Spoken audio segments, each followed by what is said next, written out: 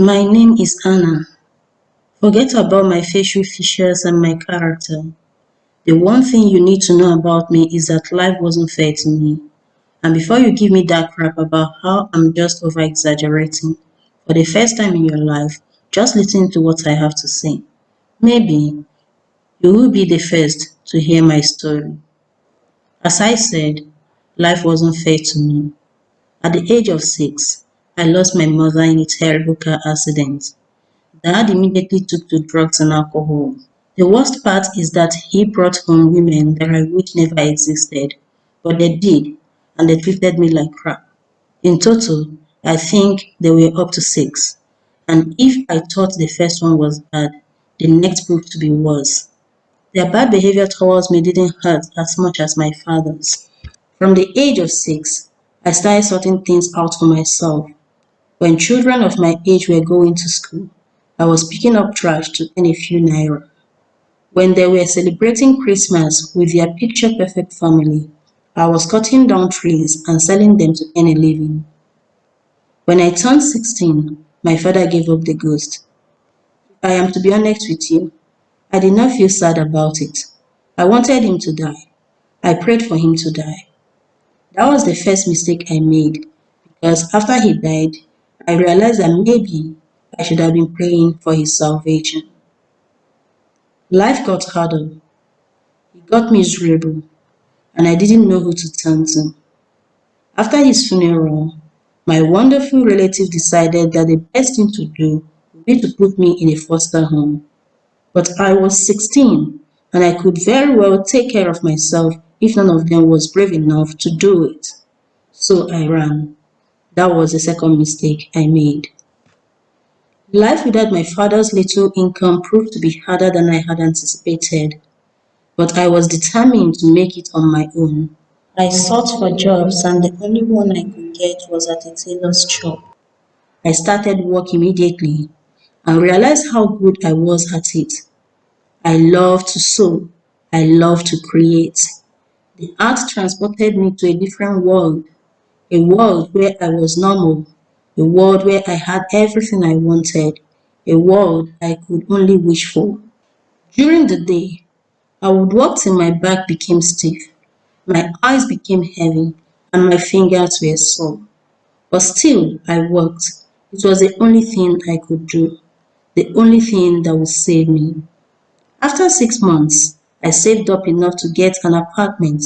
The only furniture I had was a bed, but to me, it felt like a castle. It was the one place I could call mine, and I relished in that. Life was starting to brighten up, so I believed. Suddenly, it got so much better. James came into my life. When he walked through the doors of my boss's shop, the whole room brightened up. I have never in all my adventurous life seen a man so perfectly built. I was 26 when I first laid my eyes on James, 26 when I fell in love with him, and 26 when we started dating. Life was fair to me. It just took a while to show it. The door jingled as a figure walked into the shop. I lifted my eyes from my work top and saw James. The smile on my face grew brighter. "Babe," he said, and walked towards me. Once he reached me, he gave me a peck on my forehead, causing me to blush. The girls I worked with said, and I hid my face in James's jacket. I wasn't a shy type, but James's constant public display of affection made me shy. Don't get me wrong, I loved it, but it did attract a lot of attention to me, and I sometimes wish that it didn't. Everyone wanted to know who was the lucky girl standing next to the gorgeous man. "Babe, are we still on for dinner tonight?" he asked. No exactly. I'm so sorry, babe. I just have a lot of work to do, and I don't think I will finish up on time and meet you. Can we make it tomorrow? I asked. James tried to hide the disappointment that displayed on his face, but after having known him for a year, I knew so much about him and his facial expression, and from the look on his face, he was upset. "Babe, I promise that I'll make it up to you," I said. "How? Will you spend the night?" He asked with a smile that didn't reach his intelligent eyes. What? If you agree to spend the night at my place tomorrow, then I won't feel sad anymore. So what do you say? Oh, I hated sleeping at another person's place. In a span of 11 years, I have managed to deal with my demons and got enough furniture to fill up my little space. It had become my place of solitude and I never wanted to leave it. But James was giving me the puppy eyes and I just couldn't turn down his offer of sleeping over at his place. At least not again. Okay, fine, I'll sleep over. Yes, he threw his hand in the air in a mild celebration.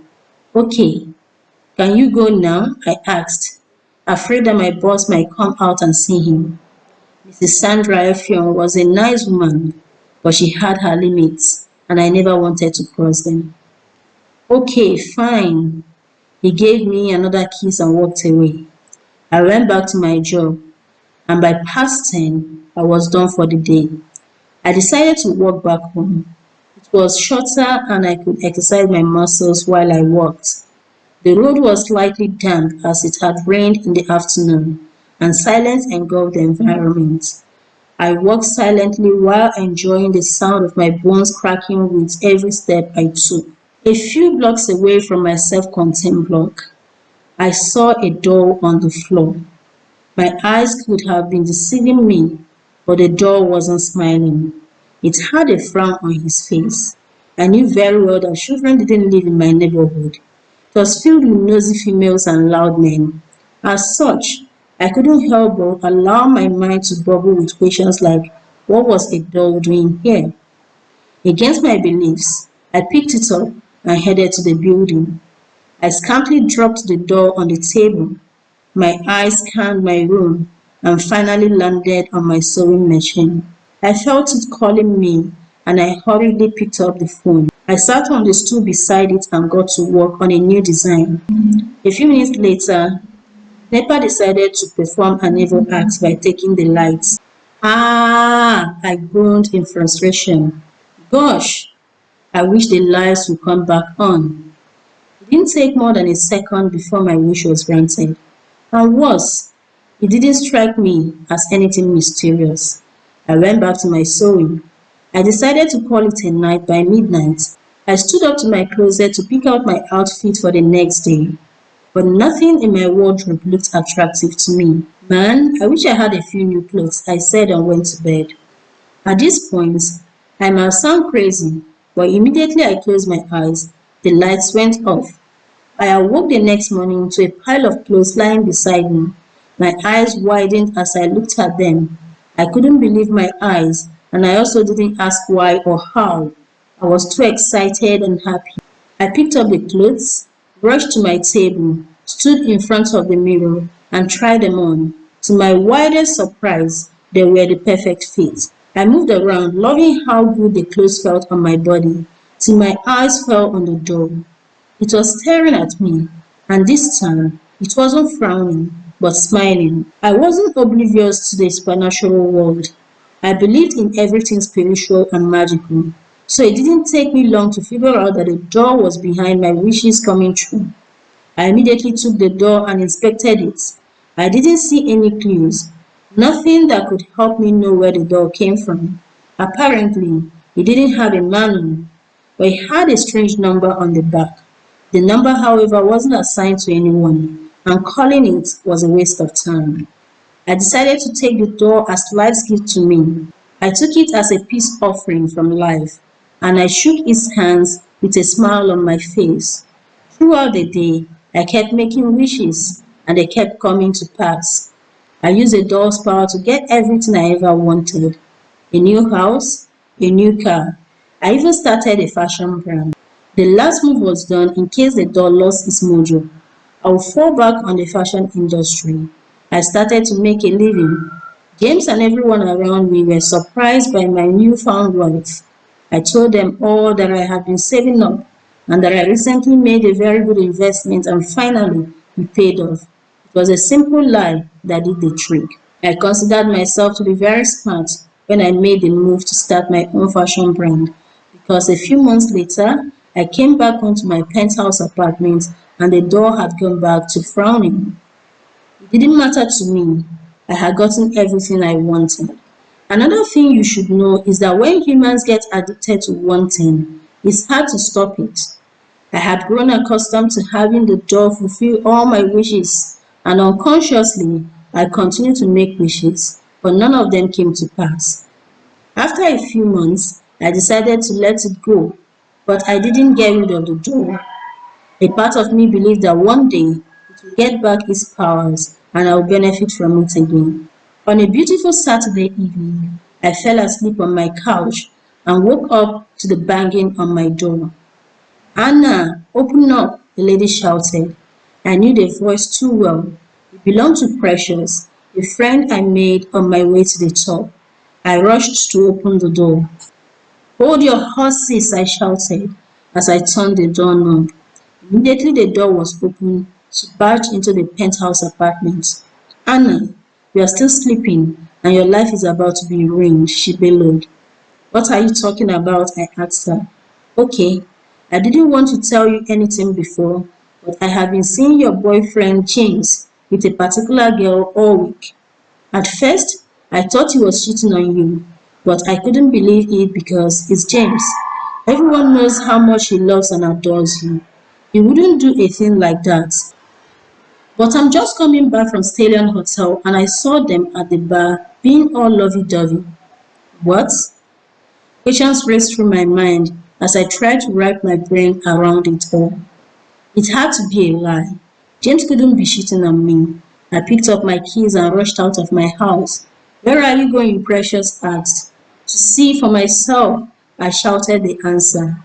In less than a few minutes I was in my car, driving like a maniac to the hotel Precious claimed she saw my James at.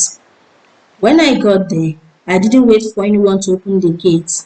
I left my car engine running and I dashed into the hotel. I headed straight to the bar. My heart fell as I saw James holding hands with another woman while whispering into her ears, and the bitch had the nerve to laugh at his joke. He must have felt my presence or the fact that my heart was breaking because he turned his eyes on me. "Anna," I saw him mouth my name, and before he could come close to me, I turned and ran away. Again, I drove like a maniac. Just this time, I had tears running down my face. I couldn't control it, couldn't stop it. Precious was still waiting for me.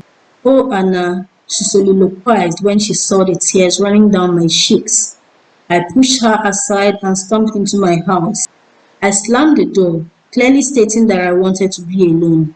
I was angry, I was hot, and I couldn't stop crying. "No!" I screamed out. Still, I felt like shit. It was hard to believe that James would do such a thing to me. I cried a river, and all I wanted was revenge. Precious kept knocking, but I never opened the door. James kept calling, but I never picked up. I lay on the floor, numb and void of all emotions. As my eyes closed, I made a wish. I wished that James would die. I woke up the next morning to my phone ringing. My eyes were swollen shut, but I still saw the caller ID. It was Precious. I threw the phone to the side and left for the bathroom to wash up. I didn't feel any better, and my phone kept ringing. Out of frustration, I picked it up from the floor, and just then the call ended. I was about to drop the phone when I saw a text message from James. I opened it and it read, "Anna, I'm so sorry. It was meant to be a surprise, but Nancy is just a wedding planner. I hired her to help me plan the engagement party and also the wedding. Baby, you know I love you. Please pick up the phone so that we can talk, please." Joy filled my heart when I saw the text message. I knew it. I knew James couldn't just leave me. With immense joy, I dialed his number, but he didn't pick up. I tried again and still no response. Immediately, another call entered my phone. It was Precious. "Precious, I'm trying to reach James.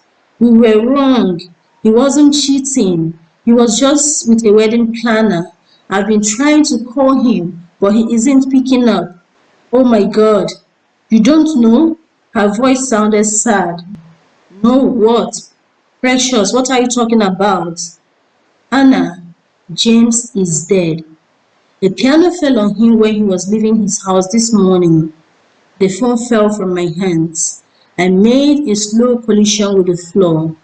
New tears ran down my eyes. How? How could he be dead? I thought. My phone rang again, causing my eyes to avert from the space it was staring into to the broken phone on the ground that was still ringing. With shaking hands, I reached down to pick up the phone. The caller had no ID, but chills ran down my spine. Hello, I said with a shaky voice. Hello, Annabel. You don't know me, but I know you. You took my doll and used it to get everything you need. The doll only grants the number of wishes you make that corresponds to the age at which your life started getting messy. For you, darling Anna, that was age 6 when your mother died. But just as the doll gives you 6 wishes, 5 of which will benefit you, it keeps one for itself. You exhausted your 5 wishes by asking for electricity, new clothes, a new car, a new house, and a successful fashion brand. But the last wish had to be something that will benefit my baby doll. It waited patiently till you made a wish that involved blood, a wish that would benefit it. You took your boyfriend. Believe me, his blood tasted like honey. And now my baby doll is free to go to its new home. Thank you for feeding it and have a nice life, Annabel. The line went dead. I rushed to the table where I had placed the doll, and my eyes widened when I realized that it was gone. But it left a note that read, be careful what you wish for. No! I screamed and fell to the ground. Life wasn't fair to me. Now you know why I said so.